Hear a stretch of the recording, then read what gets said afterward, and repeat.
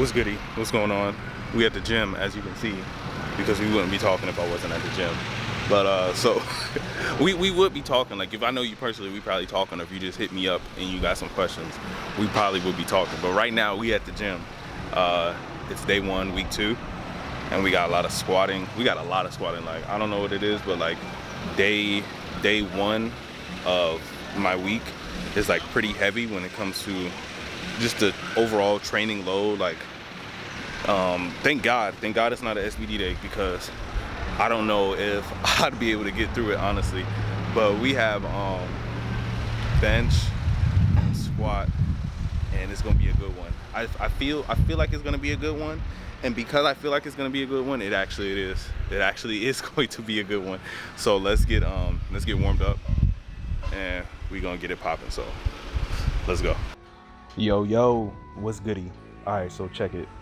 I wanted to talk over this video because I'm excited and I'm happy because the workout went really well. So a couple things. First, let's start with I wanted to talk about the elbow positioning. Now, I noticed a lot of bigger guys will kind of grab wider and their elbows will kind of be behind them, but it allows them to make like a stronger shelf. I've tried that and it hasn't really worked for me. So I went back to my closer grip. The only thing that's hard on the closer grip with squats is that you gotta be careful on how you grab the bar, because your wrist might cock back way too far. Like you can see on my left wrist, for some reason it does that, and the right one is a lot straighter. I know that has a little bit to do with my T-spine mobility, which I work on every day, but it puts a lot of strain on your wrist. Granted, you don't have to try as hard to make a shelf with your back and your lats, but you do have to just be like cognizant of your wrists and your forearms. So if they're really tight, it's going to be really hard for you to get in that position, as well as if your pecs are super duper tight, it's going to be hard to get in that position.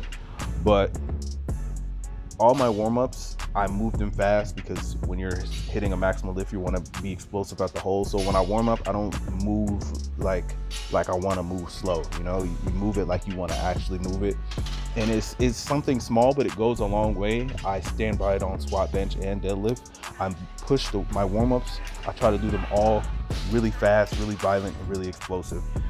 This particular day, we worked up to 605 for 2 and 625 for 2, which isn't a PR, it's an exertion PR, as Marcellus would say. Shout out to Swolefessor. I didn't want to go from 495 to 585 because I felt like the warm-ups were weird, so I just took like this weird in-between jump. So I went to 495, then I went to 565, I believe it was, and then I did 605, and then that flew, and your boy was in his bag. So I was like, let's just go on and throw on this 625. So one of the things I'm still playing with is, you know, like right now you can kind of see my elbows behind, but once I push my hips forward and I brace and everything stacks, everything becomes under me. Like my elbows are under the bar, and it's tough to keep that position if you don't have good mobility. Like I said before, good T-spine mobility. And it's weird because you want to force those elbows down because you don't want to hinge forward. A lot of people who hinge their squats instead of squatting their squats end up having a lot of erector activation, end up using their lower back a lot versus actually doing the squat for what it is. Like, you want to make your squat squattier and your deadlifts deadlier, instead of making your squats hingier and your deadlifts shittier.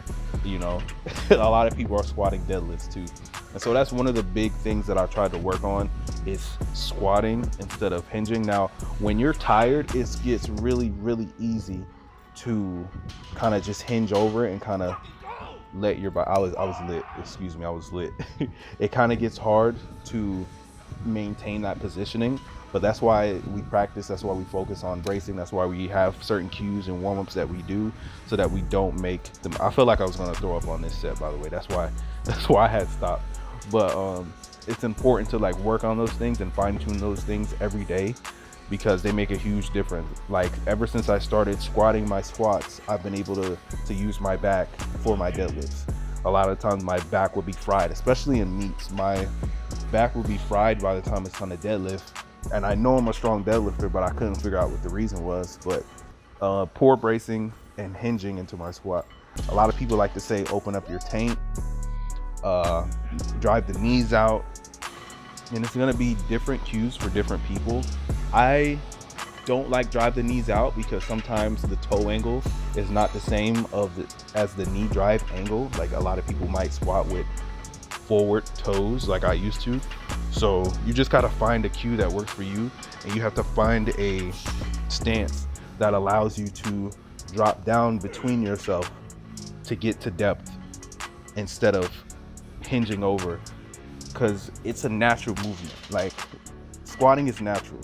The fact that we're adding weight to it kind of makes it like a specific to the sport, but we want to make the movement as natural as possible. And so that was one of my the hardest things that I had to figure out, was how does my body want to move? What is the most efficient way for me to move, especially with me gaining weight and going to the 93s. And I swear sometimes I feel like I still don't know, because my weight fluctuates that much, and I'm trying to figure out exactly what I need to do. But I feel like those particular things that I just talked about, from the elbow positioning to squattier squats, like those things are important. Like if you're not squatting your squats, then you need to get a kettlebell or a PVC pipe, something, work on that ankle mobility, work on those hips, and find a natural position for you to squat in. Bench was bench. I had no clue I was going to be able to bench at all because I was so fatigued. But I feel like I have two bench forms. Like one I'm using my whole body and I'm really into it, like I'm driving back towards my face. And other days when I'm unsure, shout out to Swollefester again, because he has a bench YouTube. He has a bench guide on his YouTube channel with Michael. Michael has it. Michael Say has it on his YouTube as well, I believe. But basically, you bring it to your chest. You keep that full body tension. You bring it to your chest. The full body tension is still there. It's kept in your legs and your glutes, and you're pressing out. You squeeze those pinkies. You bring it to the highest point of your chest in a controlled manner, and then you violently extend those elbows. Like it can't get much simpler than that. If you guys want to check out his video, be like, Marcus sent me. I'm gonna put the link to his video in my bio, because I feel like it's a video that everybody could benefit from, and it might open up a different understanding, because sometimes people need things explained to them in a different manner. So yeah, I hope this helped. This wasn't like my strongest bench session, but for what it was, after what I did, I feel like it was. But that's it, guys. Hope you liked the video. Comment, like, share, subscribe. Stay confident, stay strong, and press on. And I'll see y'all on the next one.